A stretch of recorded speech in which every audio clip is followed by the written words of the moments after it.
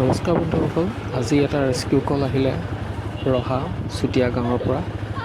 এজন বন্ধু তেওঁ ফোন কৰিছিলে, তেওঁলোকৰ ঘৰত বোলে এটা মচুৱা গুম বিষাক্ত সাপ সোমাইছে। তো বলক ৰেস্কিউ কৰোঁ। আহি দেখিলোঁ সাপটো বহুত সময় বিচাৰি পোৱা নাছিলোঁ। এই আঁঠুৱাটো দেখিছে নহয়, এই আঁঠুৱাটোৰ তলতে সোমাই আছিলে সাপটো।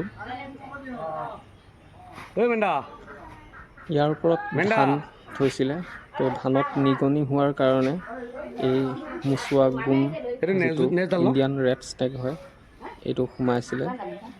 তো ইহঁতে সাধাৰণতে নিগনি খাই বেছি ভাল পায়, সেইবাবে নিগনি বিচাৰি পেলাই ইয়াত সোমাইছিলে। পাই গ'লোঁ, বলক ৰেস্কিউ কৰোঁ অতি সোনকালে ইয়াত।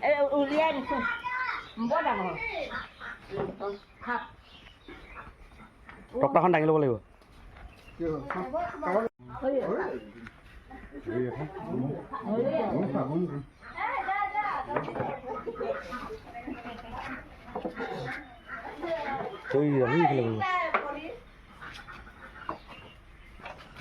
জেগাখিনিত বস্তুবোৰ অথালি পথালি হৈ থকাৰ বাবে তাক ধৰিবলৈ অলপ অসুবিধা হৈছে, সেইবাবে অলপ মুকলি কৰি লোৱাটো ভাল হ'ব। এনেকুৱাতে সাপটো অলপ ভিতৰলৈ সোমাই গৈছিলে, তো তাক সেইটো মাথাটো এফালে উলিয়াই আছে আৰু দিলে সোমাই হৈ যাওক।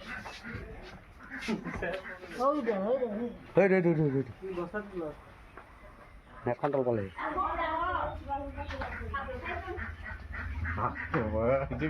ভয় লাগিছে মোকো, ভয় লাগে।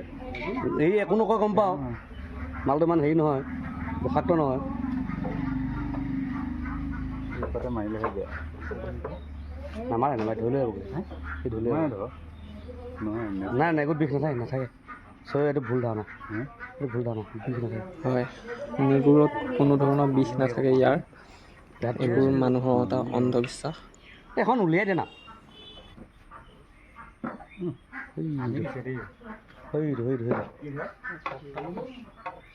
তোমাৰ ফালে গৈছে ৰ'বা, তোমাৰ ফালে গৈছে।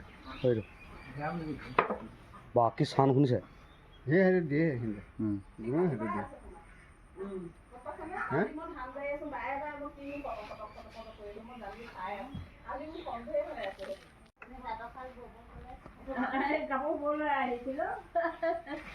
সেই চেপতে সোমাই যায়।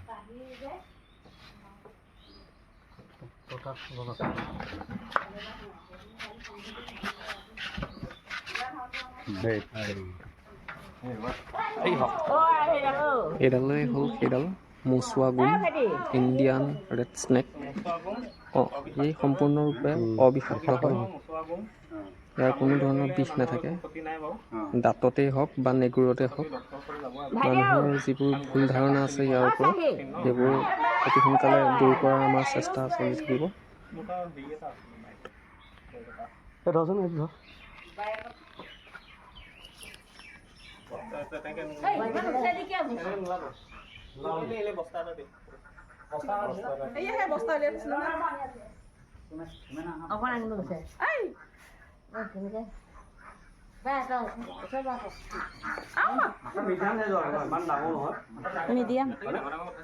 মিডিয়াম সাইজ, মই কৈছোঁ মিডিয়াম।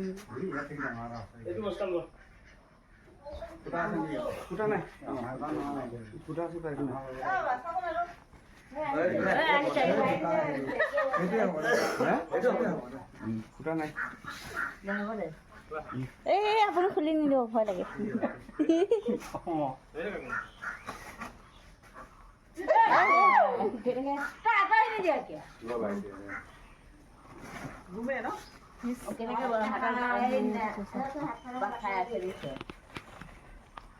Oh my God. যাব মন নাই।